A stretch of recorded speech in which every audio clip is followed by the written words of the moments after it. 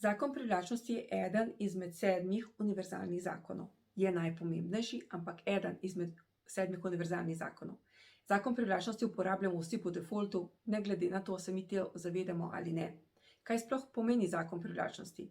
Pomeni, da se enako z enakim privlači, da smo kot magnet. Pomeni, da tisto, na čemer imam fokus, tisto raste. Tiste misli, ki jih imate, to vaše telo zazna in začuti. In to vaše čustveno stanje oziroma čustvo oddaja ta signal oziroma vibracijo. V zakonu privlačnosti obstaja veliko tehnik in orodij, čemur je tudi ta rubrika moja namenjena.